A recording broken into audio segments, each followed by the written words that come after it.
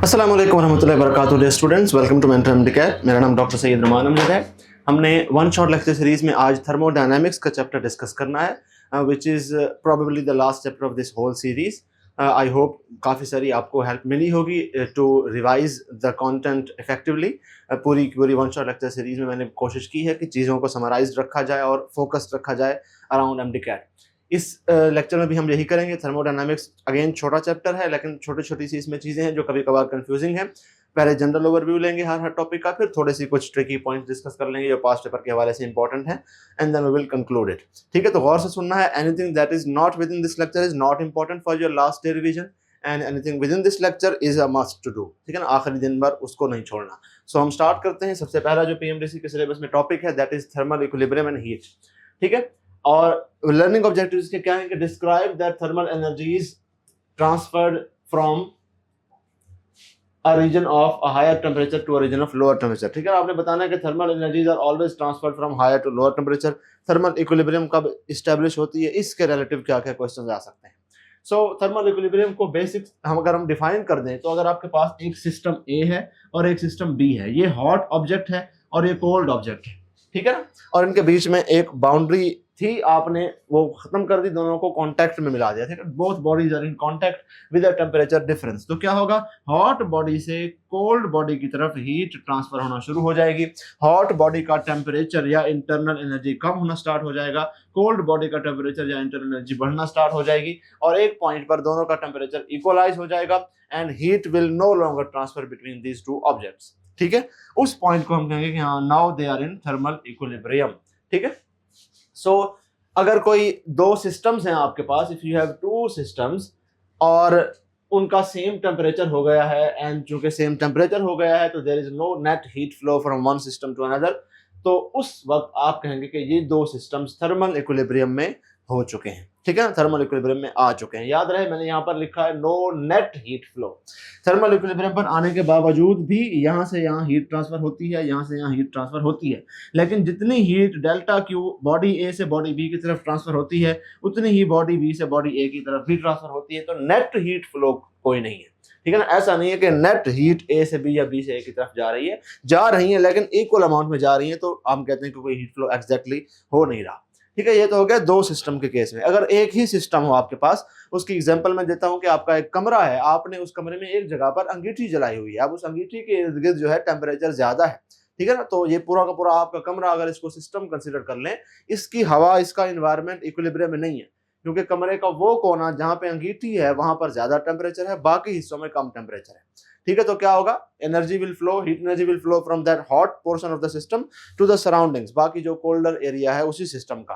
तो अनलेस पूरे के पूरे जो है सिस्टम में, यानी कि कमरे में सेम टेम्परेचर हो जाए, तब तक हम कहेंगे कि ये अभी इक्विलिब्रियम में नहीं है ये सिस्टम। तो अगर आपके पास एक सिस्टम है, you have a single system, तो अगर उसका टेम्परेचर चेंज नहीं हो रहा विद टाइम, कांस्टेंट टेम्परेचर है, और उसकी सेम वैल्यू है टेम्परेचर की at all points of the system, यानी कि उस जगह पर भी टेम्परेचर इतना है, इधर भी टेम्परेचर इतना है, इधर भी टेम्परेचर इतना है, तो आप कहेंगे कि ये पूरा का पूरा सिस्टम, हमारे केस में कमरा, थर्मल इक्विलिब्रियम में है। ठीक है, तो आपको दो सिस्टम्स कब थर्मल इक्विलिब्रियम में होंगे ये पता होना चाहिए, सिंगल सिस्टम कब थर्मल इक्विलिब्रियम में होगा ये भी पता होना चाहिए। Direction of heat flow hotter to colder body होती है। एक और काम का पॉइंट है, वो आखिर में लिखा हुआ है कि इक्विलिब्रियम पर जाकर एग्जैक्टली होता क्या है। ये तो हमें पता है कि the two objects always achieve the same temperature. Equilibrium पर जाकर दोनों ऑब्जेक्ट्स सेम टेम्परेचर पर आ जाएंगी। अब आपको लगेगा कि ये काफी बेसिक सा पॉइंट है, सारा में आता है, लेकिन जहां पर गलती होती है, आगे हम क्वेश्चन भी देखते हैं। बच्चे क्या करते हैं, वो कहते हैं कि अगर एक ऑब्जेक्ट 100 डिग्री सेल्सियस के टेम्परेचर पर है, दूसरी 0 पर थी, हमने दोनों को आपस में कांटेक्ट में लेकर आए हैं, तो दोनों 50-50 पर हो जाएंगी और इक्विलिब्रियम में आ जाएंगे। ऐसा नहीं है जरूरी। ठीक है ना, हो सकता है दोनों 60 और 60 पर आ जाएं, दोनों 40 और 40 पर आ जाएं, तो इक्विलिब्रियम पर जाकर दोनों का टेम्परेचर बराबर हो जाएगा, ये शर्त है। इनिशियल टेम्परेचर का एवरेज होगा, ये शर्त नहीं है, नहीं हो सकता, ये हो भी सकता है, डिपेंड करता है। ठीक है, तो the two bodies do not necessarily achieve the average of their initial temperatures, but they definitely achieve the same temperature. Same temperature होने वाली शर्त है, वो तो डेफिनेटली होगा, वरना थर्मल इक्विलिब्रियम कैसी। तो लेकिन एवरेज ऑफ इनिशियल टेम्परेचर होगा, ये शर्त नहीं है, ये बात याद रखनी है। क्वेश्चन है ये उसी कॉन्सेप्ट से रिलेटेड क्वेश्चन है। Two bodies A and B, एक का टेम्परेचर 100 है, एक का 0 है। आपने थर्मल कांटेक्ट में उनको लेकर आए, हीट फ्लो हुई और उसके बाद जब इक्विलिब्रियम एस्टैब्लिश हुआ तो आप बताएं इक्विलिब्रियम पर पहली बॉडी और दूसरी बॉडी का क्या क्या टेम्परेचर होगा। तो आपने वो ऑप्शन देखना है जिसमें दोनों के टेम्परेचर इक्वल हो। C option will be the correct option, ठीक है ना। 50-50 वाला कोई ऑप्शन नहीं है। बच्चे इस तरह के एमसीक्यूज को देखकर फिर परेशान हो जाते हैं कि एक 100 है एक 0 है, तो दोनों को 50 पर आकर इक्वलाइज होना चाहिए। इसी चीज का एग्जामिनर फायदा उठाता है, वो D option none of these भी दे देता है। तो जो बच्चे सियाने बनते हैं वो कहते हैं हाँ जी 100 0 50-50 पर होना चाहिए, नन ऑफ दीज ऑप्शन है तो जरूर होगा, उसी को लगा देते हैं, आंसर गलत हो जाता है। तो ख्याल करना है ये, ठीक है। इसकी वजह क्या है? इसकी वजह है differences in specific heat. For example, एक बॉडी ए है, एक बॉडी बी है, इसका टेम्परेचर अगर 100 था, इसका टेम्परेचर 0 था, ठीक है। इसकी स्पेसिफिक हीट बहुत कम है एज कंपेयर टू इसकी स्पेसिफिक हीट। स्पेसिफिक हीट क्या होती है वैसे आगे हम देखेंगे, but for now specific heat is the amount of heat required for a body to raise its temperature by 1 kelvin, या amount of heat released by an object to decrease its temperature by 1 kelvin, ठीक है ना। अब इसकी specific heat जो है 1 kilogram mass की, अगर हम हीट कैपेसिटी सपोज कह रहे हैं पूरी ऑब्जेक्ट की, इसकी हीट कैपेसिटीज इन दोनों की डिफरेंट है। इसकी कम है यानी कि इसको अच्छा खासा ठंडा होना पड़ेगा, तब जाकर ये उतनी हीट रिलीज करेगी जो हीट जब इसको मिलेगी तो इसका टेम्परेचर बहुत ही थोड़ा सा ऊपर होगा, ठीक है ना। तो ये 100 से 40 तक, अगर ये पूरा का पूरा स्केल है 100 से ये 40 तक आ जाती है, इतनी ठंडी हो जाती है, तब जाकर इसकी जो हीट है वो इतनी है कि ये ऑब्जेक्ट 0 से 40 तक गर्म हो पाता है, ठीक है ना। अगर इन दोनों की हीट कैपेसिटीज बराबर होती, यानी वो 1 डिग्री ठंडी होती है, जितनी हीट रिलीज करती है उतनी हीट इसको दो तो ये 1 डिग्री गर्म हो जाती है, फिर तो दोनों ये 50 पर आ जाती, ये 50 पर आ जाती, दोनों इक्विलिब्रियम पर आ जाते। लेकिन ऐसा नहीं है, इसको 60 डिग्री ठंडा होना पड़ता है, तब जाकर इतनी हीट निकलती है कि ये बॉडी सिर्फ 40 डिग्री गर्म होती है। तो इस वजह से दोनों का थर्मल इक्विलिब्रियम वाला जो टेम्परेचर है वो 100 और 0 का एवरेज नहीं है, बिकॉज स्पेसिफिक हीट कैपेसिटीज दोनों की डिफरेंट है। C option is the correct option. दूसरा जो टॉपिक है, बस ये इतना ही टॉपिक था, सिंपल सा, थर्मल इक्विलिब्रियम का क्या होती है, कैसे अचीव होती है, इक्विलिब्रियम पर टेम्परेचर क्या होगा, क्या वो temperature average of the initial temperature होगा या नहीं तो क्यों। These are all the conceptual question जो यहाँ से पूछे जा सकते हैं, and this is it for thermal equilibrium. दूसरा टॉपिक है बेसिक सा, ये भी वर्क का, ठीक है ना।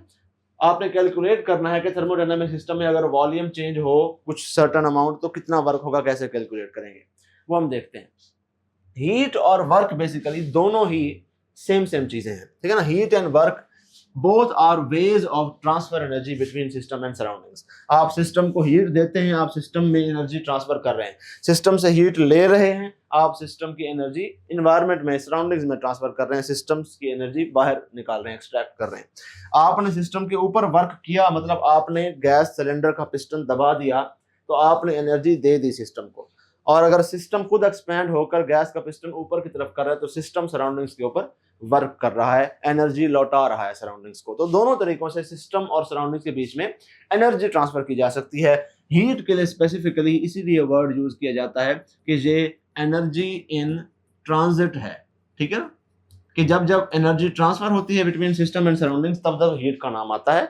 ऐसा नहीं है कि हीट ट्रांसफर के बगैर भी एग्जिस्ट करे। आप ये नहीं कह सकते कि ये ऑब्जेक्ट अगर 100 डिग्रीज पर है, ये ऑब्जेक्ट 0 डिग्रीज पर है, तो 100 वाली में हीट ज्यादा है, 0 वाली में हीट कम है। ये this is not the concept, ठीक है ना। आप उसकी इंटरनल एनर्जी उस वक्त ये वर्ड यूज करते हैं कि 100 डिग्री वाली ऑब्जेक्ट की इंटरनल एनर्जी ज्यादा है, 0 वाले की इंटरनल एनर्जी कम है, ठीक है। Internal energy is not heat in transit.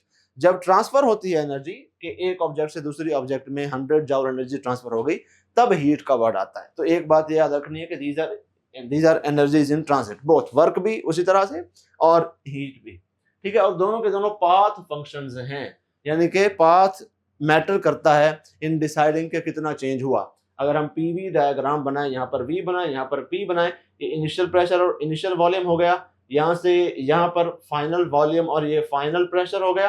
अगर मैं किसी और पाथ से जाऊं तो प्रेशर का चेंज और वॉल्यूम का चेंज, इंटरनल एनर्जी का चेंज हर पाथ में सेम रहेगा, लेकिन इस पाथ में हीट चेंज और होगा, इस पाथ में हीट चेंज Q2 कुछ और होगा, इस पाथ में हीट चेंज Q3 कुछ और होगा।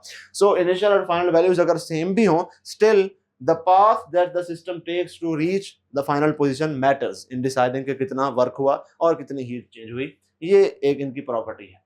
अच्छा जी, अब प्रेशर वॉल्यूम वर्क इस केस में हम जो है वो यूज करते हैं instead of force displacement work. हमने वर्क एनर्जी में फोर्स डिस्प्लेसमेंट वर्क करा और वर्क पढ़ा, और इसमें हमने प्रेशर वॉल्यूम वर्क पढ़ना है। कैसे कि work done by any particular gas enclosed in a cylinder that undergoes a change in volume of delta V at a constant pressure of P is given by this formula।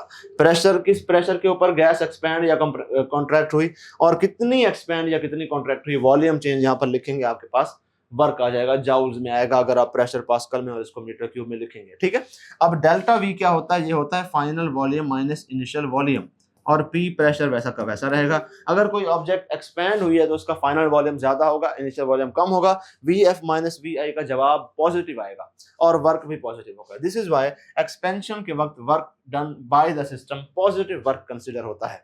ठीक है, और अगर कोई gas compress हुई है तो final volume उसका कम होगा, इनिशियल वॉल्यूम ज्यादा होगा, तो फाइनल माइनस इनिशियल करेंगे, जवाब यहाँ पर नेगेटिव आएगा, वर्क डन भी नेगेटिव होगा। This is why while compression, यानी कि जब हम वर्क करते हैं सिस्टम के ऊपर, हम पिस्टन नीचे कर रहे हैं, कंप्रेस कर रहे हैं, एनर्जी जो है हम ऑलरेडी सिस्टम को दे रहे हैं although, but work done is considered to be negative in this case. ठीक हो गया, एक तो इसके साइन कन्वेंशन हो गए। हीट के भी साइन कन्वेंशन हम देख लेते हैं। When you give heat to the system it is considered positive, when heat is given out of the system it is considered negative. ठीक है, तो एक सिंपल रूल होता है कि हीट दो वर्क लो दोनों पॉजिटिव होंगे। Heat in and work out both are considered positive, work in and heat out both are considered negative. ठीक है, क्योंकि हम फिजिक्स में एक एक्चुअल प्रैक्टिकल एप्लीकेशन को प्रेफर करते हैं। तो सिस्टम बेसिकली हमारे लिए सपोज एक हीट इंजन है, उसके अंदर सिस्टम है, हम कोयला जलाते हैं स्टीम इंजन में और इंजन हमें आगे एनर्जी देता है, तो कोयला जलाना भी पॉजिटिव कंसीडर होता है। आगे जो एनर्जी निकलती है मैकेनिकल एनर्जी वर्क की फॉर्म में, उसको भी पॉजिटिव कंसीडर किया जाता है। केमिस्ट्री में थोड़ा सा डिफरेंट है, बट वो उसके लिए फर्स्ट लॉ ऑफ थर्मोडायनामिक्स की भी थोड़ी सी डिफरेंट फॉर्म है, तो वो साइन कन्वेंशंस वहां पर एप्लीकेबल हैं। ये वाले साइन कन्वेंशंस जब हम यहाँ पर फर्स्ट लॉ ऑफ थर्मोडायनामिक्स पढ़ेंगे थोड़ा सा डिफरेंट होगा, वहां पर ये वाले साइन कन्वेंशंस एप्लीकेबल हैं। दोनों का जवाब ठीक ही आएगा, कोई मसला नहीं है इसमें, लेकिन ये वाले साइन कन्वेंशन यूज करेंगे तो आप Q is equal to work plus internal energy, जे वाला first law of thermodynamics use करेंगे। अगर आप केमिस्ट्री वाली साइन कन्वेंशन यूज करेंगे जिसमें work done on the system positive consider होता है, क्योंकि आप एनर्जी सिस्टम को दे रहे हैं, heat given to the system, आप सिस्टम को एनर्जी दे रहे हैं, ये भी पॉजिटिव, दोनों पॉजिटिव कंसीडर होते हैं। और अगर आप सिस्टम से हीट ले रहे हैं तो वो नेगेटिव कंसीडर होगी, अगर आप work done by the system है तो आप तब भी सिस्टम से एनर्जी ले रहे हैं, तो वो भी इसीलिए दोनों नेगेटिव कंसीडर होते हैं। उसके लिए फिर आपका ये फॉर्मूला थोड़ा सा चेंज हो जाता है, internal energy is equal to Q plus W हो जाता है। यहाँ पर आप केमिस्ट्री में E का वर्ड यूज करते हैं इंस्टेड ऑफ U, तो वो वाली साइन कन्वेंशन यहाँ पर चलेंगी, ये वाली साइन कन्वेंशन यहाँ पर चलेंगी, आंसर दोनों का सेम आएगा। अगर आपने ये वाली साइन कन्वेंशन इधर यूज कर दी केमिस्ट्री वाले फॉर्मूले में तब आंसर गलत आएगा, और अगर वो वाली साइन कन्वेंशन इधर यूज कर दी तब भी आंसर गलत आएगा। और जब भी साइन कन्वेंशन आपने करनी हो, आप अपने माइंड में सोच लें क्या चीज पॉजिटिव है क्या चीज नेगेटिव है। फॉर्मूले के ये जो पॉजिटिव और नेगेटिव अगर कहीं पर हो, वो उन साइंस के साथ छेड़ाछाड़ी नहीं करनी, वो नेगेटिव पॉजिटिव वहीं पर होगा। अगर for example change in internal energy negative है तो आप Q is equal to W plus इसके अंदर नेगेटिव लिखें, ठीक है ना। फॉर एग्जांपल -4 है तो ओवरऑल नेगेटिव आ जाएगा। इन फॉर्मूलाज इस साइन कन्वेंशन के साथ छेड़ाछाड़ी करते हैं तो कभी कभार जरूर मिस्टेक हो जाती है, आंसर गलत आ जाता है, हालांकि क्वेश्चन होता आसान सा है। तो फॉर्मूले के साइंस वैसे एज इट इज रखें, वेरिएबल्स की जगह वैल्यूज पुट करें, कभी आपकी गलत जो है कैलकुलेशन नहीं होनी। अच्छा, work done in a non cyclic process, for example pressure volume curve है, इनिशियल स्टेट ये है, फाइनल स्टेट ये है, और इस तरह से एक कर्व बना है initial to final state. Question है वर्क डन फाइंड करो, तो इस केस में आपने वॉल्यूम एक्सिस के ऊपर, यानी कि उस कर्व और वॉल्यूम एक्सिस के बीच में जो एरिया इनक्लोज्ड होता है, area under the graph, that area gives you the work done. ठीक है, तो ये सारा का सारा एरिया फाइंड करेंगे, ये आपको बताएगा कि कितना वर्क हुआ। ठीक है, अच्छा अब एक और चीज, ये नॉन साइक्लिक प्रोसेस है, तो delta P, delta T, delta U और डेल्टा V ये सारे स्टेट वेरिएबल्स हैं, ये जीरो नहीं होंगे। साइक्लिक प्रोसेस में आपने जिस इनिशियल स्टेट से स्टार्ट की, फाइनल उसी स्टेट पर आ गए तो चेंज इन प्रेशर जीरो होता है, क्योंकि जिस प्रेशर से स्टार्ट किया है आपने दोबारा उसी प्रेशर पर आ गए, चेंज इन प्रेशर जीरो। जिस वॉल्यूम से स्टार्ट किया था दोबारा उसी वॉल्यूम पर आ गए, change in volume zero. Change in temperature and change in internal energy, वो भी स्टेट फंक्शंस हैं, वो भी उस साइक्लिक प्रोसेस में जीरो होते हैं। ये नॉन साइक्लिक प्रोसेस है, इसमें जीरो नहीं होंगे। यही बात मैंने आपके सामने यहाँ पर लिख दी है।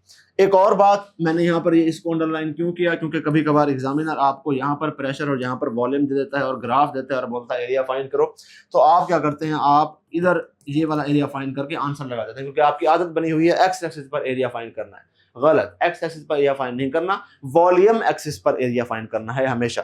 तो आपने इस किस्म के ग्राफ्स में फॉर एग्जांपल अगर यहाँ इस किस्म का ग्राफ है और ऐसा है, यहाँ पर वॉल्यूम हो यहाँ पर प्रेशर हो, तो ये वाला एरिया फाइंड करो, और अगर इधर प्रेशर हो और इधर वॉल्यूम हो, ग्राफ वैसा है, तो फिर आपने ये वाला एरिया फाइंड करना है। ये बात याद रखनी है, यहाँ पर कभी कभार मिस्टेक हो सकती है। अगर आपके पास साइक्लिक प्रोसेस है, यहाँ से स्टार्ट हुआ, घुमा के पूरा का पूरा साइकिल वापस उसी जगह पर आ गया, तो जितने भी स्टेट वेरिएबल्स हैं उनका चेंज जीरो है, चेंज इन स्टेट जीरो हो गया। तो delta P, delta T, delta U, delta B वो जीरो है, चेंज नहीं हुए।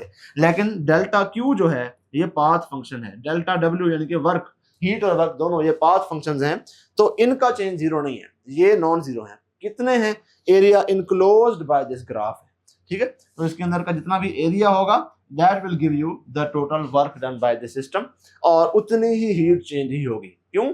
क्योंकि हमारे पास फर्स्ट लॉ ऑफ थर्मोडायनामिक्स है, Q is equal to delta Q is equal to delta U plus delta W। तो साइक्लिक प्रोसेस है तो इसमें डेल्टा U तो जीरो हो गया, बाकी क्या फॉर्मूला बचा, delta Q is equal to delta W, यानी कि जितना वर्क डन होगा उतनी ही हीट चेंज होगी। तो साइक्लिक प्रोसेस में अगर आपने area enclosed by the graph ढूंढ लिया, आपको कितना वर्क हुआ ये पता चल गया, और आपसे पूछा जाता है कितना हीट चेंज हुआ, तो घबराना नहीं है, जितना वर्क हुआ है उतनी ही हीट चेंज हुई है। ये कभी कभार आपको इस किस्म का ग्राफ देकर वर्क डन की बजाय हीट चेंज पूछ लेते हैं, तो बच्चे कंफ्यूज हो जाते हैं कि अब एरिया ग्राफ से हम हीट चेंज कैसे फाइंड करें। ग्राफ का एरिया से हमें वर्क देता है, तो ग्राफ का एरिया आपको वर्क भी देता है, हीट चेंज भी देता है, दोनों देता है। ये बात आपने याद रखनी है, ठीक हो गया।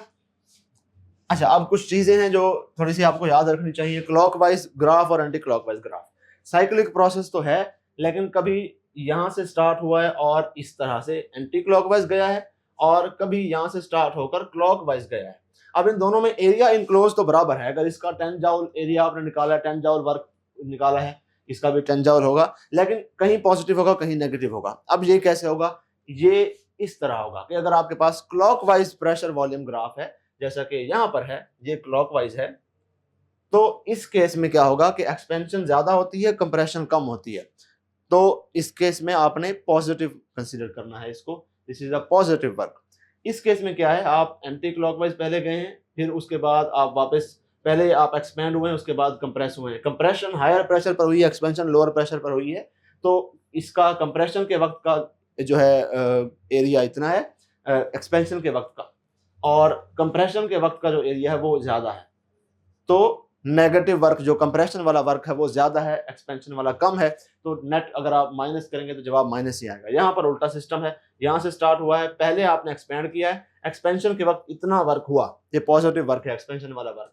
फिर उसके बाद वापस आके आप दोबारा कंप्रेस होकर उसी पॉइंट पर पहुंचे हैं, कंप्रेशन के वक्त इतना वर्क हुआ, एरिया अंडर द ग्राफ है ना, ये कंप्रेशन वाला नेगेटिव वर्क। तो पॉजिटिव वाला वर्क ज्यादा है, नेगेटिव वाला वर्क कम है, इसलिए यहाँ पर पॉजिटिव होता है, ठीक है। तो क्लॉकवाइज प्रेशर वॉल्यूम ग्राफ, ये पूरी खिचड़ी याद रखने की बजाय रट्टा मार लें आप तो बेहतर है, लेकिन रेगुलर लेक्चर्स में मैं आपको डिटेल में ये समझा चुका हूँ। राइट नाउ रिवीजन है, तो आपने सिर्फ काम की बात याद रखनी है। क्लॉकवाइज ग्राफ में पॉजिटिव वर्क कंसीडर होगा, एंटी क्लॉकवाइज में नेगेटिव। लेकिन अगेन यहाँ पर भी एक्सिस देख लेनी है, प्रेशर उधर होना चाहिए, वॉल्यूम इधर। अगर ये उल्टा कर देंगे तो ये भी उल्टे हो जाएंगे। अगर वॉल्यूम वर्सेस प्रेशर ग्राफ है, देन क्लॉकवाइज वाला नेगेटिव वर्क होगा और एंटी क्लॉकवाइज वाला पॉजिटिव होगा। लेकिन मोस्ट ऑफन आपको ये नहीं दिया जाएगा, आपको हमेशा स्टैंडर्ड जो कन्वेंशनल ग्राफ होता है जिसमें प्रेशर वाई एक्सिस पर होता है, वॉल्यूम एक्स एक्सिस पर, वही दिया जाएगा। But still you need to know about this, पता होना चाहिए आपको कि ये भी होता है। डिफरेंट थर्मोडायनामिक प्रोसेसेस में वर्क डन कितना होता है ये आपको याद होना चाहिए। आइसो में हम क्या करेंगे, सारे के सारे का ग्राफ बना लेंगे। ये इनिशियल जो है स्टेट है, इनिशियल वॉल्यूम, और दूसरा वॉल्यूम फाइनल वॉल्यूम जे, ठीक है। हम V1 से V1 V2 की तरफ एक्सपैंड हो रहे हैं via all 4 types of processes. इन सारे प्रोसेस की डिटेल में आगे बताता हूं, बट चूंकि वर्क है तो मैंने उनको वर्क के साथ डाल दिया, और आप वन शॉट ले रहे हैं तो यू आर ऑलरेडी फेमिलियर, तो इसको पहले पढ़ाने में कोई मसला नहीं है, ठीक है। रेगुलर लेक्चर्स होते तो मैं इसको सारे प्रोसेस पढ़ाने के बाद ही डिस्कस करता, बट राइट नाउ मैं टॉपिक वाइज चल रहा हूँ। सो आइसोबैरिक प्रोसेस में प्रेशर कांस्टेंट रहता है, तो प्रेशर कांस्टेंट रखते हुए आप एक्सपेंड कर रहे हैं from volume V1 to V2। Isothermal process में प्रेशर कांस्टेंट नहीं रहता, टेम्परेचर कांस्टेंट रहता है। इसका कर्व इस तरह का होता है, फ्रॉम V1 टू V2 हम पहुंच गए। एडियाबैटिक प्रोसेस का जो कर्व होता है वो वैसा ही होता है, लेकिन थोड़ा सा स्टीप होता है, ज्यादा ढलवान होती है। V1 से V2 ऐसे पहुंचेंगे, ठीक है। तो जिस कर्व के नीचे एरिया सबसे ज्यादा है, सबसे कम एरिया है एडियाबैटिक प्रोसेस के नीचे, तो सबसे कम वर्क एडियाबैटिक का है। Area under the isothermal curve थोड़ा सा ज्यादा है, तो उसका वर्क एडियाबैटिक से ज्यादा है। आइसोबैरिक वाले का एरिया सबसे ज्यादा है, तो work done in isobaric process is the greatest, ठीक है। ये है एक्सपेंशन के वक्त। कंप्रेशन के वक्त उल्टा सिस्टम हो जाता है। अगर आप वॉल्यूम V1 J है आपका और वॉल्यूम V2 जो है वो J है, आप कंप्रेस हो रहे हैं, तो तब क्या होगा, आइसोबैरिक प्रोसेस की हॉरिजॉन्टल लाइन बनेगी। आइसोथर्म जो है वो लेस स्टीप कर्व होगा, एडियाबैटिक सबसे ज्यादा ढलवान वाला, हाईएस्ट स्लोप वाला होगा। तो सबसे लीस्ट एरिया आइसोबैरिक वाले के अंदर है, सबसे कम वर्क कर दिया आइसोबैरिक ने। साइंस उल्टे हो गए, ग्रेटर देन की बजाय अब लेसर देन है। The least work is done by isobaric process. Isothermal के केस में बीच में है और एडियाबैटिक का सबसे हाईएस्ट है, ठीक है। तो ये अगर इस तरह से आपसे पूछ रहे हैं कंप्रेशन के वक्त सबसे हाईएस्ट वर्क डन किसका होता है, तो एडियाबैटिक का, और एक्सपेंशन के वक्त सबसे हाईएस्ट वर्क डन होता है आइसोबैरिक का। अब ये चीज थ्योरेटिकली तो ठीक है, लेकिन एक्चुअल प्रैक्टिकल कंडीशन में जब हम आइसोबैरिक एक्सपेंशन करवाने की कोशिश करते हैं कि इसमें मैक्सिमम वर्क मिलेगा, तो मुश्किल हो जाता है, पॉसिबल नहीं होता। आप किसी भी गैस को कांस्टेंट प्रेशर पर इनडेफिनेटली एक्सपेंड नहीं कर सकते, वो किसी ना किसी पॉइंट पर जाकर आपको कुछ ना कुछ उसको चेंजिंग करनी पड़ती है। तो रियलिस्टिकली ये आइसोबैरिक प्रोसेस करवाना और इससे मैक्सिमम वर्क लेना फिजिबल नहीं होता, due to certain complications which are not in our scope, ठीक है। तो एक्चुअल में जब भी आप हीट इंजन पढ़ते हैं, उसमें इसलिए आइसोबैरिक एक्सपेंशन नहीं कराई जाती। कार्नोट साइकिल पढ़ा है ना आपने, ऑल्दो वो सिलेबस में नहीं है तो लीव इट। कार्नोट साइकिल में हम क्या करते हैं, पहले आइसोथर्मल एक्सपेंशन करवाते हैं, फिर उसके बाद एडियाबैटिक एक्सपेंशन करवाते हैं। उसमें आइसोबैरिक क्यों नहीं करवाते, कि मैक्सिमम वर्क तो वहां पे मिल रहा है, इंजन बनाना है ना, हीट दे के वर्क निकालना, आपका मकसद वर्क निकालना है, तो मैक्सिमम वर्क करवा लो आइसोबैरिक से। उसकी वजह यही है कि आइडियली वो फिजिबल नहीं होता, इसलिए हम कार्नोट इंजन में एक्चुअल जो आइडियल इंजन है उसमें आइसोथर्मल एक्सपेंशन को प्रेफर करते हैं। सो आपको जब क्वेश्चन आता है इसका, आपके पास पेपर में यही बिहेवियर रहा है कि मैक्सिमम कंडीशन प्रैक्टिकली कौन सी फिजिबल है जिसमें मैक्सिमम वर्क डन आपको मिलेगा, उसका आंसर आपको आइसोथर्मल मिलता है पास पेपर्स में, आपने लगाना भी वही है, ठीक है। लेकिन अगर आपको कंस्ट्रेंट दे दी जाए कि एक इनिशियल वॉल्यूम है, एक फाइनल वॉल्यूम है, इनके बीच में एक्सपेंशन करवाओ और बताओ मैक्सिमम किसका होगा, तो फिर आप आइसोबैरिक लगाएं। लेकिन ऐसा एक्चुअल में आपके पास पेपर्स में कभी देखा नहीं गया, आपकी की हमेशा आइसोथर्मल के हक में रही है, तो वही लगानी है आपने, ठीक है। अच्छा जी, एक क्वेश्चन है प्रेशर वॉल्यूम वर्क फाइंड करने का। 1 मीटर क्यूब गैस है, एक्सपैंड हुई है एटमॉस्फेरिक प्रेशर पर। एटमॉस्फेरिक प्रेशर वैसे तो 10, 13, 25 पास्कल होता है, लेकिन ये 1325 पास्कल को उड़ा के हम इसको सिंपली 10⁵ पास्कल कह देते हैं अप्रोक्सीमेटली, ठीक है ना, फॉर ईज ऑफ कैलकुलेशन। अच्छा, इसका वॉल्यूम डबल हो गया, यानी कि 1 मीटर क्यूब का इसका इनिशियल वॉल्यूम था, फाइनल वॉल्यूम इसका क्या हुआ, 2 मीटर क्यूब। तो delta we change in volume कितना हुआ, 1 मीटर क्यूब, ठीक है ना। फाइनल में से इनिशियल माइनस करें, चेंज इन वॉल्यूम इतना हुआ। So pressure volume work will be 10⁵ ये प्रेशर है, डेल्टा वी है 1, सो 10⁵ जाउल्स ही इसका आंसर है, and B is the correct option. इस किस्म के बेसिक क्वेश्चंस आपको आएंगे। अच्छा जी, क्वेश्चन नंबर 3 है, gas expands from 1 metre cube to 3 metre cube. अब यहाँ पर डेल्टा वी है 2 मीटर क्यूब, 3 - 1 करेंगे 2 मीटर क्यूब आएगा। कांस्टेंट प्रेशर था 2 पास्कल का, जो आपको प्रेशर दे दिया गया, वर्क डन फाइंड करो। Work done is P delta we, तो आपने 2 को 2 से मल्टीप्लाई करना है, तो 4 जूल्स आ जाएगा। These are the basic questions that you can expect. Complexity यहाँ पे नहीं आती इस चैप्टर में। Which of the following is the best condition for performing maximum work done by any thermodynamic system? तो आप आइसोथर्मल लगाएंगे, इसमें बता चुका हूं, आपकी की हमेशा आइसोथर्मल के हक में रही है। Which of the following conditions does the thermodynamic system does not perform any work? हमने पीछे जो 3 केसेस पढ़े, आइसोथर्म, एडियाबैट और आइसोबैरिक, तीनों में कुछ ना कुछ वर्क हो रहा था, जीरो किसी में नहीं था। जीरो होता है आइसोकोरिक कंडीशन में, जिसमें वॉल्यूम चेंज ही नहीं होता। आइसोकोरिक प्रोसेस होता ही वो प्रोसेस है कि जिसमें चेंज इन वॉल्यूम जीरो हो। तो गैस का पिस्टन फिक्स्ड होता है, आप उसको जितनी भी हीट दें, पिस्टन ऊपर नीचे नहीं हिलता, ना गैस एक्सपैंड होती है ना कॉन्ट्रैक्ट होती है, कोई वर्क नहीं होता। ये टॉपिक सबसे आपका बेसिक है और सबसे इंपॉर्टेंट है, कोर टॉपिक है, आसान है, लेकिन इसमें काफी आपको कंफ्यूजन कभी कभार आ जाती है, कुछ क्वेश्चंस कभी कभार बच्चे गलत कर देते हैं। हम इनकी सारी कॉम्प्लेक्सिटीज को डिस्कस करेंगे। मोलर स्पेसिफिक हीट आपको आनी चाहिए, and specific heat at constant volume and pressure. Molar specific heat की छोटी बहन भी हम पढ़ लेंगे, स्पेसिफिक हीट पर किलोग्राम, और इन दोनों में क्या रिलेशन होता है वो भी डिस्कस कर लेंगे। And finally Cp minus Cv is equal to R, this is not here, आपके ऑफिशियल सिलेबस में भी मिस्टेक्स हैं कुछ। So Cp minus Cv is equal to R का रिलेशन क्या होता है, उसके अलावा हम Cp over Cv is equal to gamma का रिलेशन, इन दोनों से डिराइव्ड कुछ और रिलेशन भी डिस्कस करेंगे, और आखिर में कुछ फर्दर एडिशनल टॉपिक्स जो आई थिंक के आपको आने चाहिए, लाइक टेम्परेचर की इंटर कन्वर्जन आनी चाहिए, फ़ारेनहाइट से सेल्सियस में कैसे कन्वर्ट करोगे, और जो हमने बेसिक थर्मोडायनामिक प्रोसेसेस पढ़े उसको भी डिस्कस कर लेंगे, एडियाबैटिक, आइसोथर्मल, इसमें क्या क्या होता है, किस किस केस में क्या क्या देखना होता है। अच्छा जी, मोलर स्पेसिफिक हीट होती क्या है?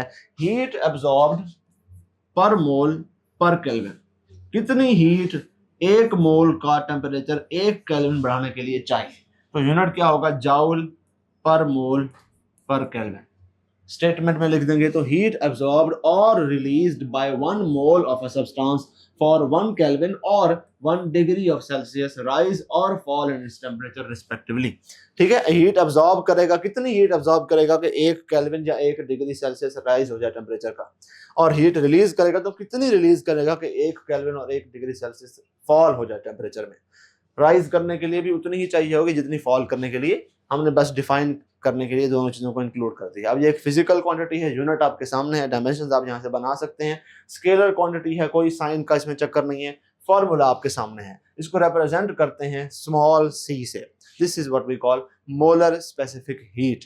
क्वेश्चन आपको कैसे आ सकता है यहाँ से, कि आपको बताया जाएगा कि हमारे पास 2 मोल्स ऑफ गैस है, उसका टेम्परेचर हमने 100 डिग्री सेल्सियस बढ़ाया है, चेंज इन टेम्परेचर दे देंगे, या कभी कभार इनिशियल और फाइनल टेम्परेचर दे देते हैं कि 80 डिग्री पर थी, हमने 180 पर लेकर जाना है, तो चेंज इन टेम्परेचर आपने वहां से कैलकुलेट कर लेना है, वो यहाँ पर लिख देना है। और स्पेसिफिक हीट आपको गिवन होगी और आपको पूछेंगे कि कितनी हीट इसको देनी पड़ेगी, 2 मोल्स ऑफ अ गैस का टेम्परेचर 100 डिग्रीज बढ़ाने के लिए, जिसकी स्पेसिफिक हीट कैपेसिटी फुला फुला फुला कुछ भी है, कितनी हीट देनी पड़ेगी, जाउल्स में कैलकुलेट करके बताओ।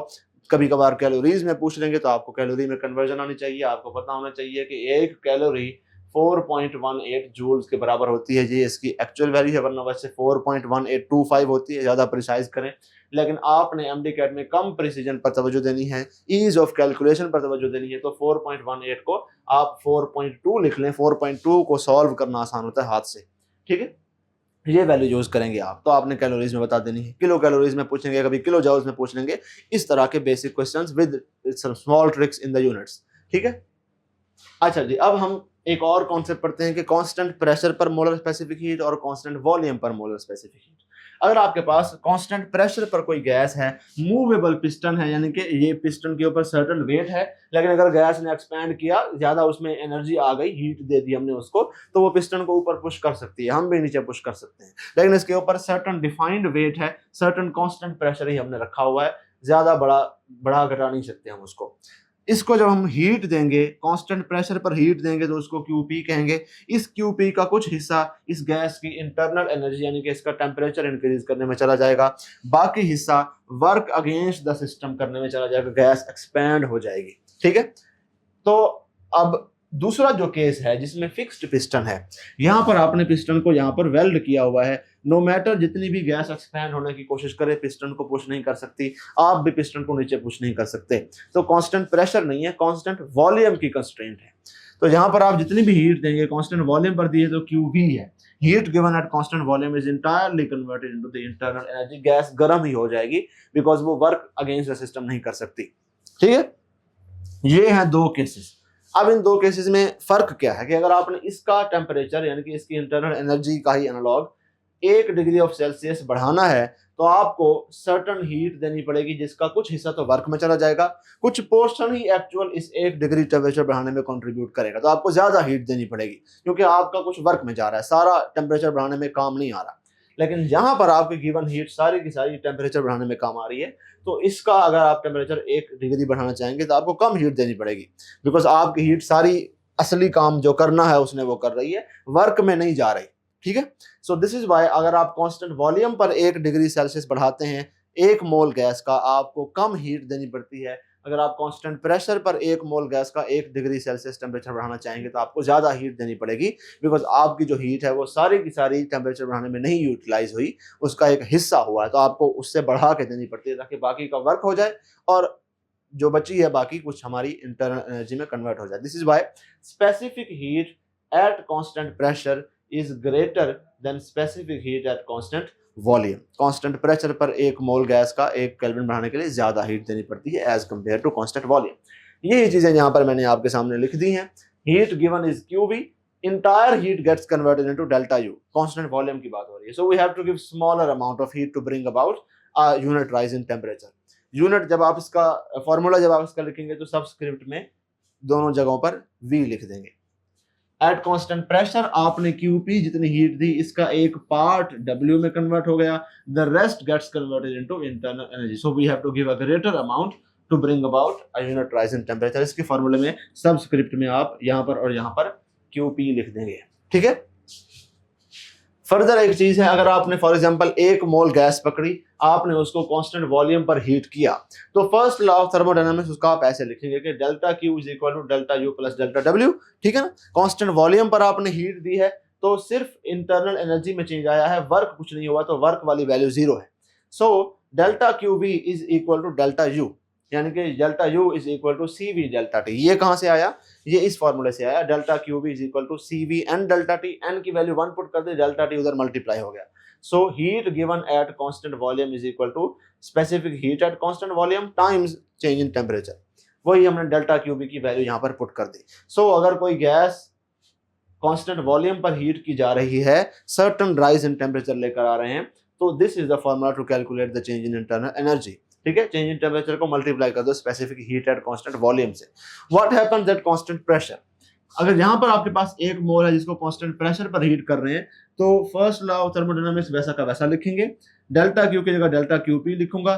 चेंज इन इंटरनल एनर्जी इसका भी उतना ही है जितना इसका है, इसका change in internal energy CV delta T है, इसकी चेंज इन इंटरनल एनर्जी भी CV डेल्टा T ही है, क्योंकि आप दोनों का सिमिलर टेम्परेचर बढ़ा के कंपेयर कर रहे हैं, ठीक है। तो change in internal energy will be the same, जबकि इसमें वर्क मजीद करना पड़ेगा, उतनी ही इंटरनल एनर्जी चेंज की प्लस P डेल्टा भी जितना वर्क करना पड़ा, इन दोनों का सम जो होगा that will be the heat given, ठीक है। So CP delta T which is the heat given is equal to CV delta T which is the change in internal energy plus P delta V which is the work done.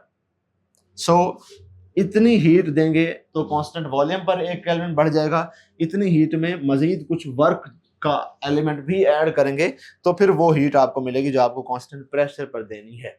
ये उसका एक mathematical सा proof है।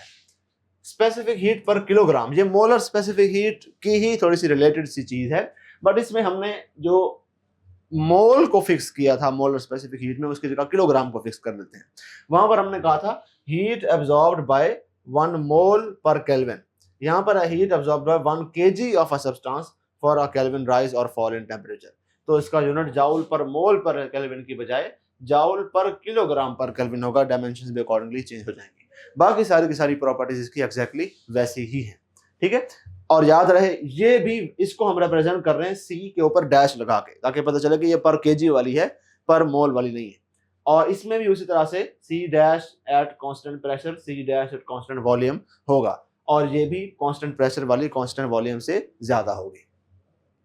एक और term इन्हीं से related होती है हीट कैपेसिटी की। हमने जब भी स्पेसिफिक हीट कैपेसिटी बोली, चाहे मोल वाली चाहे पर किलोग्राम वाली, हमने अमाउंट ऑफ सब्सटेंस को फिक्स रखा, यानी कि या तो हमने कहा कि 1 मोल की होनी चाहिए, या पर केजी में हमने 1 kg की रखी। यहाँ पर अमाउंट ऑफ सब्सटेंस फिक्स नहीं है, कोई भी सैंपल हो सकता है, 1 किलोग्राम का, 2 किलोग्राम का। सो हीट एब्जॉर्ब्ड और released by any sample of a substance for 1 kelvin rise in temperature is called heat capacity of that particular sample या that system. So heat per kelvin, इसका unit होगा joule per kelvin, इसको capital C से show किया हुआ है हमने, ठीक हो गया। इसमें भी कांस्टेंट प्रेशर और कांस्टेंट वॉल्यूम वाला चक्कर होता है, लेकिन वो इतना कन्वेंशनली यूज किया नहीं जाता, सो उसको हम डिस्कस नहीं करेंगे, ठीक है। फर्क क्या है अब इसमें और स्पेसिफिक हीट में, कि आपके पास 1 किलोग्राम पानी है, 100 किलोग्राम पानी है, दोनों की स्पेसिफिक हीट पर मोल स्पेसिफिक हीट पर केजी बराबर होगी, क्योंकि सेम सब्सटेंस है, वाटर है, नेचर ऑफ सब्सटेंस पर डिपेंड करती है स्पेसिफिक हीट्स। लेकिन ये 1 किलो है, वो 100 किलो है, मास ज्यादा है, तो इस वजह से आप क्या कहेंगे कि इसकी हीट कैपेसिटी कम है, इसकी हीट कैपेसिटी ज़्यादा है। इसका 1 केल्विन 100 किलोग्राम पानी का 1 केल्विन बढ़ाने के लिए ज़्यादा हीट चाहिए, 1 किलोग्राम का 1 केल्विन बढ़ाने के लिए कम हीट चाहिए। प्रॉपर्टीज बाकी सारी की सारी इसकी वैसी ही है। अब हम समराइज कर लेते हैं कि हीट कैपेसिटी जो है वो कैपिटल सी से जिसको शो करते हैं वो है कितने joule the for 1 kelvin rise in temperature. इसको अमाउंट ऑफ सब्सटेंस से कोई फायदा नहीं है। मोलर स्पेसिफिक हीट जिसको स्मॉल सी से शो करते हैं ये कहता है कि जाउल पर मोल पर केल्विन में बताओ कितनी हीट रिक्वायर्ड है। इसमें कांस्टेंट प्रेशर और कांस्टेंट वॉल्यूम की टाइप्स हैं। इस तरह से स्पेसिफिक हीट पर केजी जिसको हम सी डैश से शो करते हैं ये हमसे रिक्वायर करती है कि जाउल पर केल्विन पर किलोग्राम में बताओ। इसमें भी कांस्टेंट प्रेशर और कांस्टेंट वॉल्यूम का चक्कर है। तो ये आपका एक बेसिक कॉन्सेप्ट मैप है कि किस किस टाइप की हो सकती है। अब आपके लिए जो इंपॉर्टेंट है फॉर एमडी कैट जो कि जरूरी बिल्कुल ही नहीं छोड़ सकते वो है ये, ठीक है, मोलर स्पेसिफिक जो कि आपके सिलेबस में वो है, लेकिन आपको ये वाली भी आनी चाहिए। आपको हीट कैपेसिटी का भी कॉन्सेप्ट होना चाहिए, आ सकता है एमसीक्यू, इसीलिए उसको ऐड कर दिया। अब डिफरेंट टाइप्स को ये जितनी भी सारी हमने खिचड़ी पकाई, एक अगर गिवन हो दूसरी कैसे फाइंड करेंगे? इंटर कन्वर्जन आनी चाहिए ना। सो अगर आप स्पेसिफिक हीट्स को आपस में इंटर कन्वर्ट करना चाह रहे हैं, ठीक है ना, यानी कि आपके पास मोलर वाली है और आपके पास पर केजी वाली है, उनको आपस में किस तरह से इंटर कन्वर्ट करेंगे, ये एक जो है वो कॉन्सेप्ट है उसका। और हीट कैपेसिटी का इंटर कन्वर्जन का कॉन्सेप्ट, इसके लिए एक फॉर्मूला है। अगर आपके पास स्पेसिफिक हीट पर मोल है स्मॉल सी, 1 मोल की स्पेसिफिक हीट है, आपने 100 मोल की हीट कैपेसिटी फाइंड करनी है। 100 मोल का सैंपल है, आपके पास 1 मोल की हीट जो है वो कितनी होगी वो पता है आपको, जिसको स्पेसिफिक हीट कहते हैं, मोलर स्पेसिफिक हीट। उसको मल्टीप्लाई कर देंगे नंबर ऑफ मोल से, तो उतने नंबर ऑफ मोल्स की स्पेसिफिक हीट आ जाएगी, हीट कैपेसिटी आ जाएगी, सॉरी।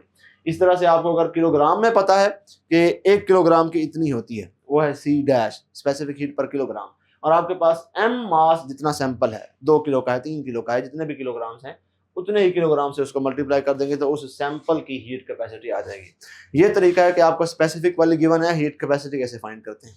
अब जो स्पेसिफिक वाली है उनको आपस में कैसे इंटर कन्वर्ट करेंगे? अगर आपको हीट पर मोल वाली गिवन है स्पेसिफिक वाली, आप उसको मोलर मास से मल्टीप्लाई कर देंगे उस सब्सटेंस से, तो आपको पता चल जाएगा कि पर केजी कितनी है, ठीक है ना। फॉर एग्जांपल आपको अगर पता है 1 पर ग्राम की पता है आपको ना, पर मोल पर ग्राम की अगर आपको पता है सपोज, और 1 मोल में जो है 18 ग्राम है, तो आपको अगर पर ग्राम वाली पता है यानी कि स्पेसिफिक हीट पर केजी वाली पता है, बेसिकली पर ग्राम भी वही है मास वाली, और 1 मोल में 18 ग्राम होते हैं, तो आप उसको मोलर मास से मल्टीप्लाई कर दें, तब आपके पास स्पेसिफिक हीट आएगी, ठीक है। तो ये इधर डैश है, इधर स्पेसिफिक हीट मोलर वाली है। इस फॉर्मूला को थोड़ा सा ठीक कर लीजिएगा।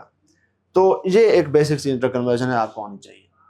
अब कुछ मजीद इक्वेशंस हैं जो जरूरी हैं। पहली चीज, सीपी ज्यादा होती है सीवी कम होती है, कितनी ज्यादा होती है? बाय एन अमाउंट आर, यानी सीपी और सीवी को माइनस कर देंगे तो आर आ जाएगा। रेशियो भी इसका क्या होगा? सीपी ज्यादा है सीवी कम वैल्यू है, तो सीपी को सीवी पर डिवाइड करेंगे तो आंसर ग्रेटर देन 1 आएगा, और उस आंसर को गैमा कहा जाता है। ये gamma different nature of gases के लिए डिफरेंट है। अगर मोनोटॉमिक गैस है तो ये गैमा की वैल्यू 5/3 यानी कि 1.67 है, और अगर डायटोमिक है तो 7/5 है यानी कि 1.4 है। ट्राइएटॉमिक या मल्टी एटॉमिक है तो 4/3 या 1.3। डेसिमल वाली भी याद रखनी है, वो वाली भी याद रखनी है, डिपेंडिंग अपॉन आपको कैलकुलेशन में कब कहाँ कौन सी काम आ जाए, ठीक है। अब हमारे पास जो फॉर्मूला है ये वाला Cp over Cv is equal to R, इसको रीअरेंज करें तो Cp is equal to Cv times R, और ये वाला जो फॉर्मूला है Cp minus Cv is equal to R, इसमें Cp की जगह मैं फिर जो है Cv टाइम्स R लिख देता हूँ, minus Cv is equal to R आ जाएगा, ठीक है ना। Cp की जगह मैंने उसकी वैल्यू पुट कर दी, इसमें Cv कॉमन ले लें तो अंदर आ जाता है, सॉरी ये गैमा आएगा, इसको यहां से करते हैं, इसको रीअरेंज करें तो Cp will be equal to gamma times Cv। ये गैमा वाली वैल्यू जो है वो हम यहां पर पुट करते हैं, तो हमारे पास आंसर आता है gamma Cv minus Cv is equal to R, और इसमें हम जब Cv कॉमन लेते हैं तो हमारे पास 1 माइनस गैमा आ जाता है, दूसरी तरफ R हो जाता है, and Cv comes out to be R divided by 1 minus gamma. ये आपने फार्मूला याद रखना है। इसी फार्मूले से Cp की वैल्यू अगर फाइंड करेंगे तो वो आएगी Cp is equal to gamma times R over gamma minus 1। ये दोनों फार्मूला क्यों बता रहा हूँ आपको, क्योंकि कभी कभार आपको पूछा जाता है कि एक मोनोएटॉमिक गैस की specific heat at constant volume कितनी होगी बताओ, और आप परेशान हो जाते हैं कि कौन सी monatomic gas, helium, neon, argon, ये तो डिफरेंट गैसेज है, हर किसी की डिफरेंट होगी, मुझे क्या याद। सो आपको याद होने की जरूरत नहीं है, तमाम मोनोटॉमिक गैसेज की same specific heat at constant volume है, तमाम डायटोमिक गैसेज की same specific heat at constant volume है, और कांस्टेंट प्रेशर वाली भी आपस में बराबर होगी। सो आपको हीलियम हो, नियॉन हो, आर्गॉन हो, इन सब की सीवी सेम होगी और इन सब की सीपी भी सेम होगी, ठीक है ना। क्यों? क्योंकि जो फॉर्मूला है सीपी और सीवी का, इसमें सारे कांस्टेंट्स हैं, आर वैसे ही कांस्टेंट है, गैमा सारी मोनोटॉमिक गैसेस के लिए 1.67 है। सो इसमें जो भी वैल्यू पुट करेंगे, जो भी वैल्यू आएगी सीपी, वो तमाम मोनोटॉमिक गैसेस के लिए होगी। सो क्वेश्चन आता है what is the specific heat at constant pressure for helium, इतनी है, तो बताओ नियॉन की कितनी होगी। बच्चा परेशान कि अब हीलियम से नियॉन की मैं कैसे फाइंड करूं, क्या रिलेशन है। वो फिर मास वाली साइड पर चला जाता है कि हीलियम का मास जो है वो 4 है तो नियॉन का 10 है, तो किस तरह से उसके 8 टाइम्स हो जाएगा। ऐसा कुछ भी नहीं होगा, सेम होगी, ये बात याद रखनी। इसी तरह से डायटोमिक सारों की सेम होगी, ट्राइटोमिक सारों की सेम होगी, आइडियली। आपसे आइडियल वाला ही क्वेश्चन पूछा जाएगा। मजीद इन किस्म की इक्वेशन से आपसे एमसीक्यू भी आ जाता है। गैमा की वैल्यू दी होती है और कहते हैं कि बताओ सीपी की वैल्यू क्या होगी, तो कैलकुलेट करके आप निकाल सकते हैं। प्रैक्टिस करते हैं कुछ। Calculate the energy which must be supplied to raise the temperature of 5 kg of water from 20 to 100। Change in temperature कितना है? 80 डिग्री का चेंज इन टेंपरेचर है आपका, 5 किलोग्राम का पानी है, कितनी हीट देनी चाहिए। सो आपको पता है कि delta Q is equal to joule per kilogram per kelvin वाली जो है वो उसको हम लिखेंगे, मोस्टली वही यूज होती है। वाटर की स्पेसिफिक हीट पर केजी मल्टीप्लाइड बाय कितना मास है वाटर का, multiplied by change in temperature. 4200 joule per kilogram per kelvin water की स्पेसिफिक हीट पर केजी आपको याद होनी चाहिए।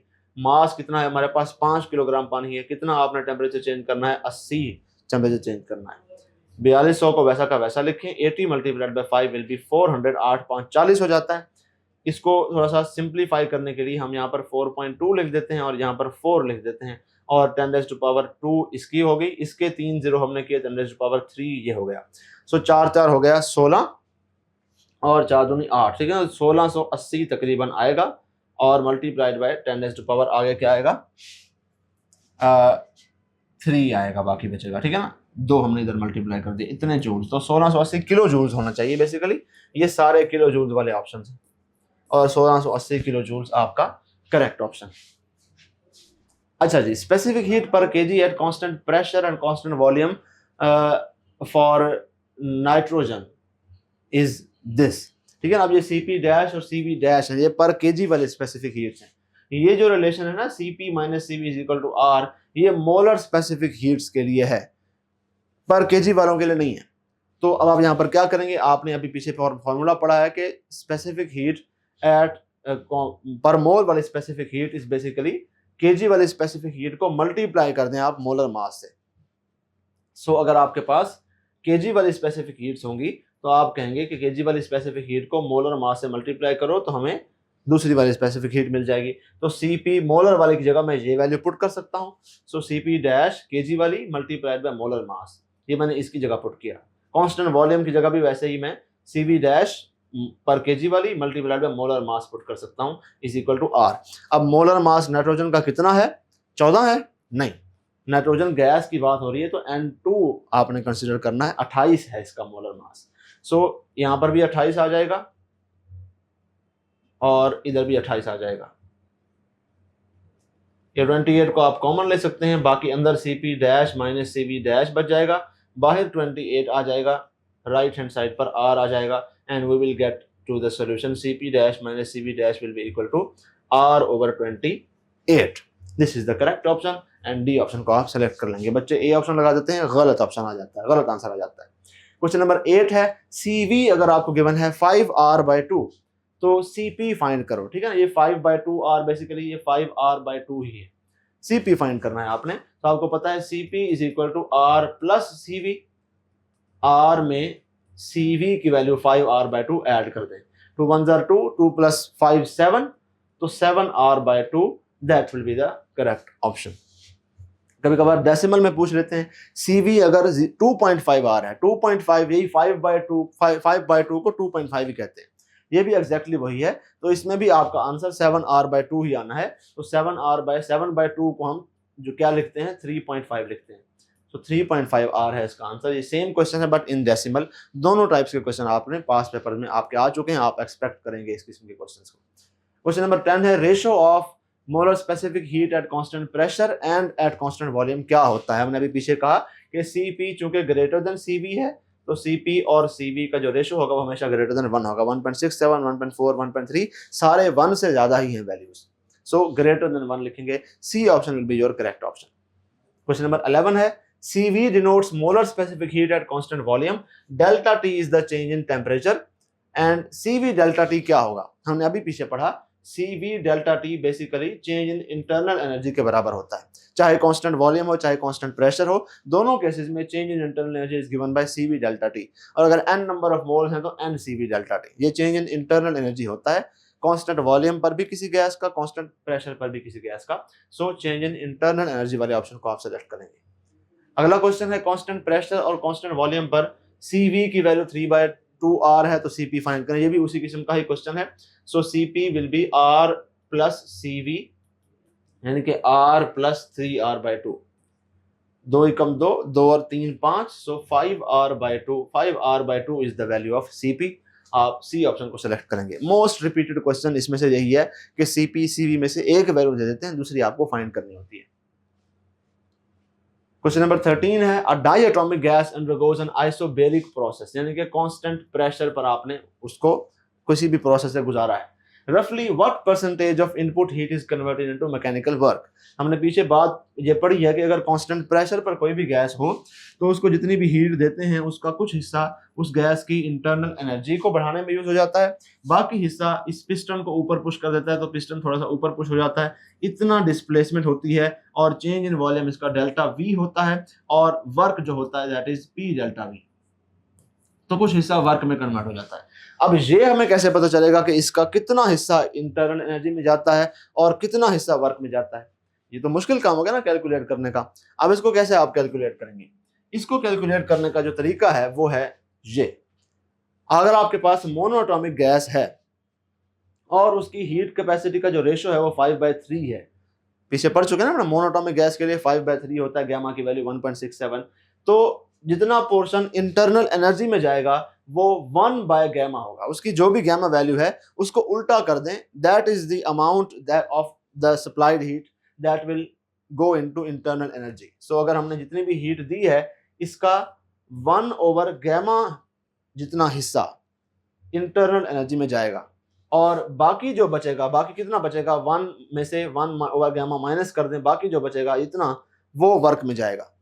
अगर हम कैलकुलेट करें मोनोएटॉमिक गैस के लिए तो 1/गामा यानी कि 5/3 को उल्टा कर दो 3/5, 60% बनता है। 3 आउट ऑफ 5 यानी कि 5 हिस्सों में से 3 हिस्से आपके इंटरनल एनर्जी में जाएंगे, 60% आपका हीट में कन्वर्ट हो जाएगा।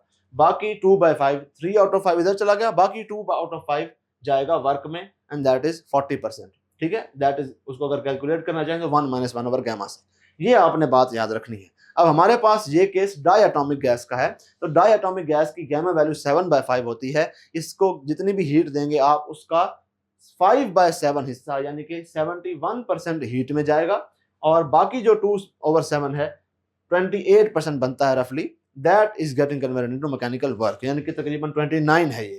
तो ऑप्शन में 29 किधर है, बी ऑप्शन में है, उसको आप सेलेक्ट कर लेंगे। सेम फॉर ट्राइएटॉमिक गैस अगर हम रिपीट करें या पॉलीएटॉमिक, उसकी गामा वैल्यू 4/3 है यानी कि 1/गामा वैल्यू यानी कि 3/4 हिस्सा या 75% हिस्सा इंटरनल एनर्जी में कन्वर्ट होगा। जब भी आप इसको हीट देंगे, जितनी भी हीट देंगे उसका 75 हमेशा टेम्परेचर बढ़ाने में लग जाएगा और बाकी 25% यानी कि बाकी 1/4 वर्क में जाएगा। ठीक है, अब इसकी सिग्निफिकेंस क्या है, ये क्यों पढ़ रहे हैं हम, एक तो हमने एमडीकैट पास करना है इसलिए पढ़ रहे हैं। फिजिकली इसकी फिजिक्स में जो सिग्निफिकेंस है वो ये है कि आप देखें different types of gases different amount of positive work देती हैं। मोनोएटॉमिक गैस जो है वो सबसे highest percentage of mechanical work देती है।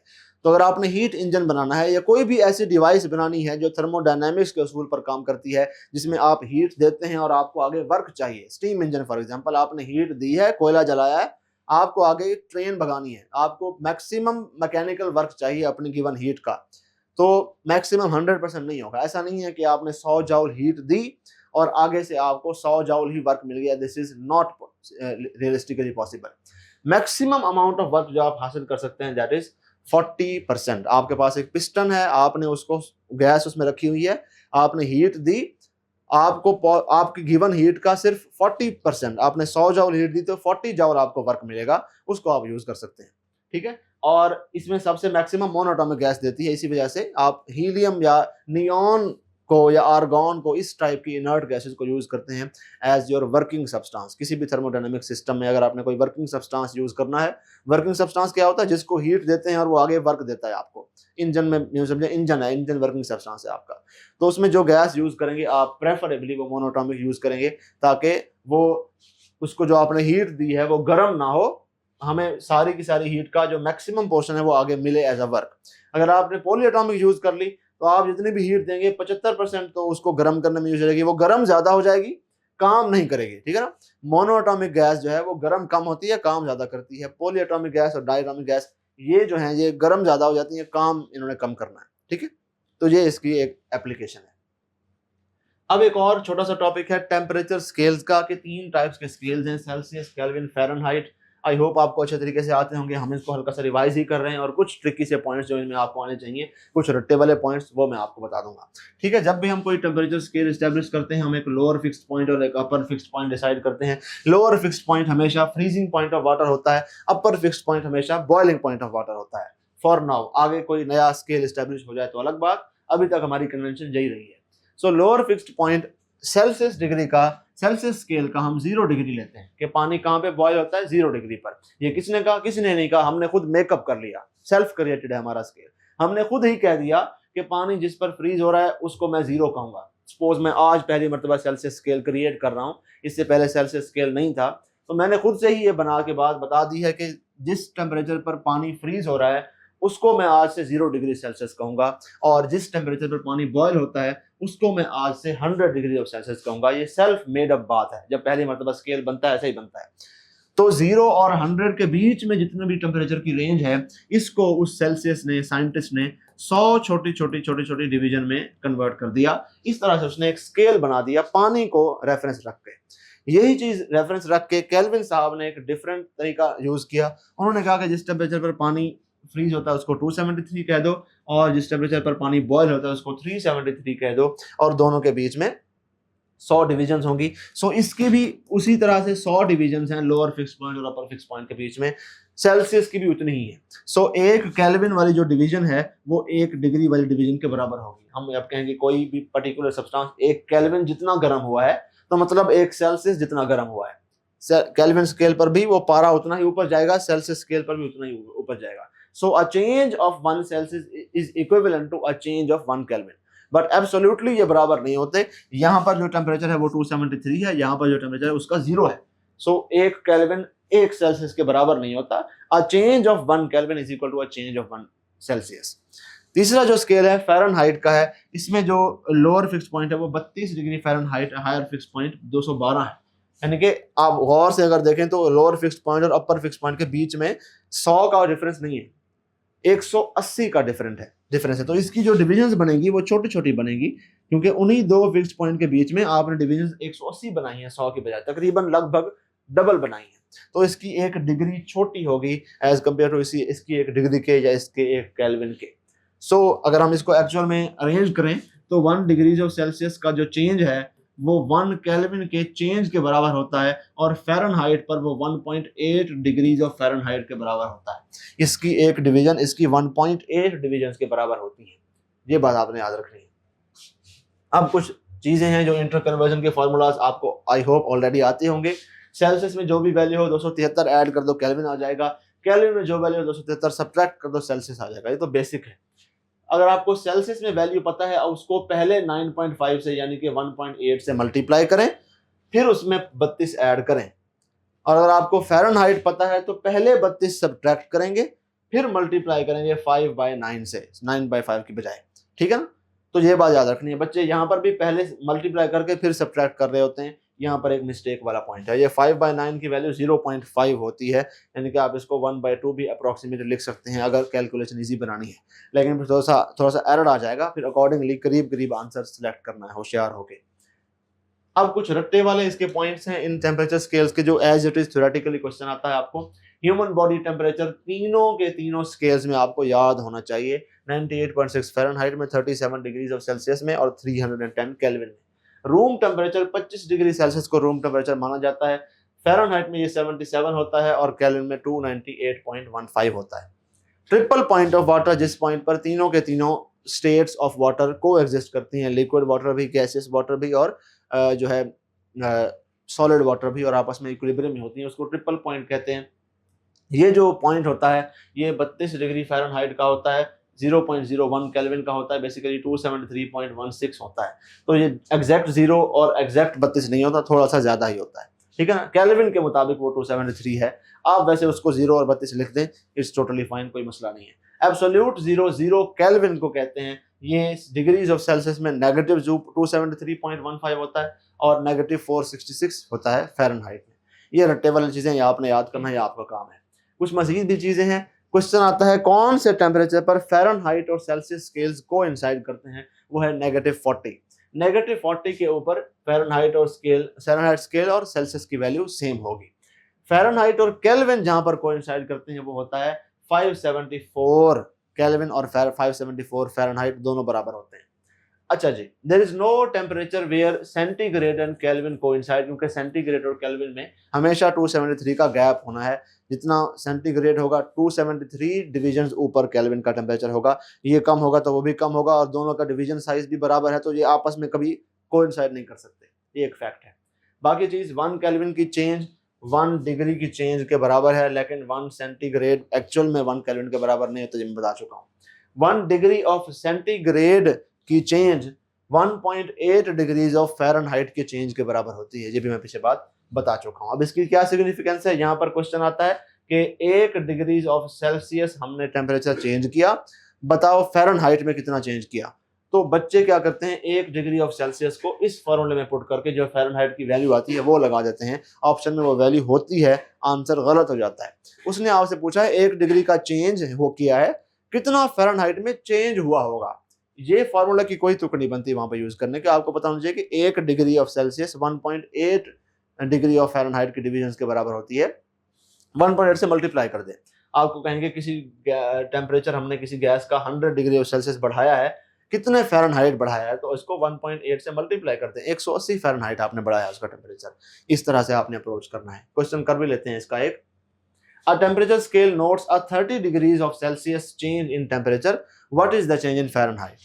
तो 30 डिग्री चेंज हुआ है फ़ारेनहाइट में, चेंज पूछा हुआ है, इसको आप 1.8 से मल्टीप्लाई कर दें, यानी कि आप इसको बेसिकली 9/5 से मल्टीप्लाई कर रहे हैं, तो 5 6 30 9 6 54, तो 54 डिग्रीज ऑफ फ़ारेनहाइट का चेंज किया है आपने। ए option is the correct one.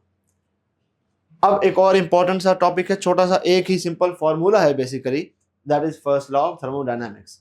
वो फार्मूला ये है आपके पास, पहले मैं इस बात को डिस्कस कर चुका हूँ कि आप जितनी भी हीट देते हैं किसी भी गैस को, तो उस हीट का कुछ हिस्सा उस गैस की इंटरनल एनर्जी को चेंज करने में यूज हो जाता है, बाकी हिस्सा उसका वॉल्यूम चेंज करता है, जिसकी वजह से वो एक्सपैंड हो जाती है और वर्क डन हमें मिल जाता है। सो आप जितनी भी हीट देंगे, इसकी वैल्यू अगर 100 है और इंटरनल एनर्जी का चेंज की वैल्यू 40 है और वर्क डन है हमारे पास 60, इन दोनों का सम इसके बराबर होगा, ठीक है ना। सो मतलब ऐसा नहीं है कि वर्क डन 60 है, चेंज इन इंटरनल एनर्जी 30 है, टोटल 90 हुआ, लेकिन हमने हीट 100 जूल दी है तो 10 जूल किधर गया, ये तो एनर्जी डिस्ट्रॉय हो जाएगी ना, तो law of conservation of energy खराब हो जाएगा। So first law of thermodynamics make sure करता है कि law of conservation of energy जो है वो हमें कोई वायलेट ना हो। Basically it is just another statement of first law of conservation of energy कि the amount of heat that you give into a system equals the change in internal energy plus the work done by the system, ठीक है। Again इस फॉर्मूले में positive negative को नहीं छेड़ना, sign convention जो मैं पहले बात कर चुका हूँ उसी हिसाब से यूज करनी है। इंटरनल एनर्जी बढ़ी है, तो अगर for example 10 joule internal energy बढ़ी है, यहाँ पर आप +10 लिखेंगे। नेगेटिव, आपने पिस्टन को पुश करके 100 जूल वर्क उसके ऊपर कर दिया है, तो आप यहाँ पर -100 लिखेंगे, इस प्लस को नहीं छेड़ेंगे। डेल्टा क्यू आपको निकालनी है, अब आप इसको कर दें 10 - 100, आंसर आपका क्या आएगा, -90। इस नेगेटिव का क्या मतलब है, इस नेगेटिव का मतलब है कि heat will be given out by the system, -90 joule heat हमें मिल जाएगी, सिस्टम से बाहर निकल आएगी, ठीक है। तो आखिर में आपको साइन कन्वेंशन से कुछ ना कुछ इंटरप्रिटेशन भी बनानी होती है, वो पूछी होती है कि ये हीट रिलीज हो रही है कि एब्जॉर्ब हो रही है। इस किस्म के एमसीक्यूज आपने यहाँ से एक्सपेक्ट करने हैं। जमा नफी का इसमें कुछ भी इतना मसला नहीं है, आप आसानी से बेसिक जमा नफी आपको आती है। साइन कन्वेंशन का मसला है कि आप ये पॉजिटिव और नेगेटिव साइन गलत लिख बैठेंगे, उस बेस पर ये क्वेश्चन गलत होते हैं, वरना इनमें कुछ ट्रिक नहीं होती। या इस किस्म के कुछ लंबे स्टेटमेंट वाले होते हैं जिसमें थोड़ी सी डिफरेंट स्टेप्स इंक्लूड कर देते हैं। अब वो स्टेप्स क्या हैं? वो स्टेप्स हैं कि पहले आपको वर्क कैलकुलेट करना पड़ेगा। गैस इनक्लोज की कंटेनर में पिस्टन का क्रॉस सेक्शनल एरिया जो है, इस तरह का पिस्टन था, उसका क्रॉस सेक्शन 0.10 मीटर स्क्वायर था, और प्रेशर की वजह से ये थोड़ा सा ऊपर मूव कर गया। और ये कितना मूव किया, डिस्प्लेसमेंट कितनी है इसकी, push depth through distance of 4 centimetre, 4 centimetre इसने ऊपर किया। तो चेंज इन वॉल्यूम फाइंड करने के लिए हमें इस एरिया को इस डिस्प्लेसमेंट से मल्टीप्लाई करना पड़ेगा। एरिया है 0.1, मल्टीप्लाई करेंगे डिस्प्लेसमेंट कितनी है 4 मल्टीप्लाइड बाय 10⁻⁻²। ठीक है, ये हो गया इसका चेंज इन वॉल्यूम। प्रेशर कितना है 800 पास्कल, तो pressure multiplied by change in volume करेंगे तो इससे हमें 8000 को मल्टीप्लाई करना पड़ेगा। ये हो गया हमारा वर्क। इसको रीअरेंज करते हैं थोड़ा सा। इस 0.1 को मैं 1/10 लिख देता हूँ, इस 4 मल्टीप्लाइड बाय 10⁻⁻² को मैं 4/100 लिख देता हूँ, और इस 8000 को 8 मल्टीप्लाइड बाय 1000 लिख देता हूँ। ठीक है ना। इससे क्या होगा, इससे मैं ये नीचे वाले इस दोनों को इससे कैंसिल कर सकता हूँ, और 8 4 32 32 जाउल्स का वर्क हुआ है। ठीक है, ये work done by the system है कि टू द सिस्टम है। Piston was pushed up, volume expansion है, work done by the system है, पॉजिटिव वर्क है। अब आगे आते हैं, हमने 42 joules heat transfer to the system, positive heat है, इतनी दी है, और आपने बताना है कि चेंज इन इंटरनल एनर्जी कितना होगा। सो हमारे पास फॉर्मूला है Q = U + W। Q की जगह मैं 42 जाउल पॉजिटिव वाला लिख दूंगा, U की वैल्यू मुझे नहीं पता, प्लस फॉर्मूले वाला। W की जगह मैं 32 जाउल लिखूंगा, ये भी work done by the system है, तो मैंने पॉजिटिव वाला ही लिखा है। रीअरेंज करें, 42 - 32 आपके पास 10 जाउल्स की इंटरनल एनर्जी का चेंज आ जाएगा। पॉजिटिव है मतलब गैस गर्म हुई है बाय 10 joules. A option is the correct option. Question number 16 है, थर्मोडायनामिक सिस्टम है, उसको हमने एक प्रोसेस से गुजारा है, उसकी internal energy decreased bye 300 joules है, तो डेल्टा यू इज -300 जाउल्स। उसी टाइम पर 120 joule of work is done on the system, ये भी नेगेटिव वर्क है। Heat loss by the system find करें, तो Q = U + W। Q का हमें कुछ नहीं पता, U की जगह मैं -300 लिख रहा हूँ, प्लस फॉर्मूले वाला। W की जगह मैं -120 लिख रहा हूँ। -300 -120 करेंगे तो क्या आएगा, -420। माइनस साइन का क्या मतलब है कि इतनी हीट सिस्टम ने लूज की है। सो ऑप्शन में heat loss by the system अगर बोल दिया है तो फिर साइन लगाने की कोई जरूरत नहीं है। D option is the correct option. अब कुछ थर्मोडायनामिक प्रोसेसेस हैं, अच्छा खासा हमने पीछे डिस्कस कर लिया है, हम सिर्फ उसकी हल्की सी रिवीजन कर रहे हैं, और किस फॉर्मूले में, किस से प्रोसेस में फर्स्ट लॉ ऑफ थर्मोडायनामिक कैसे अप्लाई होगा, स्पेसिफिक हीट हर केस में कैसे कैसे होगी, उसको डिस्कस करना बाकी है। आइसोथर्मल प्रोसेस में टेम्परेचर का चेंज यानी कि इंटरनल एनर्जी का चेंज 0 होता है। आइसोथर्म कांस्टेंट टेम्परेचर बढ़ा या घटा नहीं सकते आप। एडियाबैटिक प्रोसेस में Q यानी कि delta Q, change in heat between the system and surrounding से 0, ना सिस्टम को हीट दे सकते हैं ना सिस्टम से बाहर जा सकती है। आइसोकोरिक प्रोसेस डेल्टा V = 0 होता है, इसमें पिस्टन फिक्स होता है, गैस एक्सपैंड या कॉन्ट्रैक्ट नहीं हो सकती। आइसोबेरिक प्रोसेस में डेल्टा P 0 होता है, प्रेशर कांस्टेंट होता है, वो बढ़ाया घटा नहीं सकते। अब इन सारों को बारी बारी डिस्कस करते हैं। आइसोथर्मल प्रोसेस में मैंने बताया है कि टेम्परेचर कांस्टेंट होगा, सो चेंज इन टेम्परेचर 0 होगा, बाकी सारी चीजें वेरिएबल होंगी। बॉयल्स लॉ एप्लीकेबल होगा, यानी कि product of P and V will be constant, और इस केस में स्पेसिफिक हीट इनफाइनाइट होगी, क्योंकि आइसोथर्मल प्रोसेस है। Specific heat is the heat given to change temperature by 1 kelvin, तो इसका आप 1 केल्विन टेम्परेचर चेंज नहीं कर सकते, आइसोथर्मल है ना, कांस्टेंट टेम्परेचर है। So infinite amount of heat देनी पड़ेगी आपको to change temperature of 1 kelvin, यानी कि बेसिकली आप नहीं कर सकते। इनफाइनाइट अमाउंट ऑफ हीट कहाँ से लाएंगे, नहीं ला सकते। अब इसमें हमारा जो फॉर्मूला है फर्स्ट लॉ ऑफ थर्मोडायनामिक्स में delta Q = delta U + delta W होता है। आइसोथर्मल प्रोसेस के लिए ये वैल्यू नहीं है। डेल्टा Q = डेल्टा U वाला फॉर्मूला यूज करेंगे आप फॉर एक्सपेंशन, जिसमें वर्क भी पॉजिटिव है, ये भी पॉजिटिव है, और अगर दोनों नेगेटिव हो जाएं तो मतलब है कंप्रेशन है। पहले फॉर्मूले का क्या मतलब है, आपने हीट दी, गैस एक्सपैंड कर गई, जितनी हीट दी उतनी ही गैस एक्सपैंड की है, क्योंकि आइसोथर्मल है, आपकी हीट का कुछ भी हिस्सा टेम्परेचर बढ़ाने में नहीं लगा, सारा का सारा वर्क में चला गया। और कंप्रेशन है, इसमें क्या प्रोसेस है कि आपने वर्क किया, 100 जूल वर्क किया, 100 जूल हीट बाहर निकल गई, negative heat, negative work and negative heat change, इसलिए दोनों के साथ नेगेटिव साइन लगा हुआ है। टेम्परेचर कांस्टेंट रहता है। एडियाबैटिक प्रोसेस में डेल्टा क्यू 0 होता है, बाकी सारी चीजें वेरिएबल होती हैं। इसमें बॉयल्स लॉ की एक मॉडिफाइड फॉर्म है, पीवी कांस्टेंट की बजाय PV raised to power gamma constant है। ठीक है, ये बात याद रखें, बच्चे यहाँ पर गलती करते हैं, उनको लगता है कि ये इस तरह है, ये इस तरह नहीं है, ये PV raised to power gamma है। ठीक है, ये बात याद रखनी है। स्पेसिफिक हीट इस केस में 0 होती है, क्यों? क्योंकि एडियाबैटिक प्रोसेस है, हीट चेंज आप नहीं कर सकते। ठीक है, तो आप गैस को एक्सपैंड या कॉन्ट्रैक्ट करके ही उसको गर्म या ठंडा करते हैं।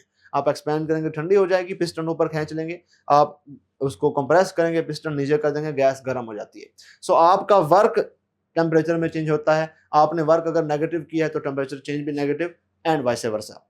हीट चेंज कुछ नहीं है। सो स्पेसिफिक हीट होती क्या है, कितनी हीट देनी पड़ेगी to raise temperature by 1 kelvin.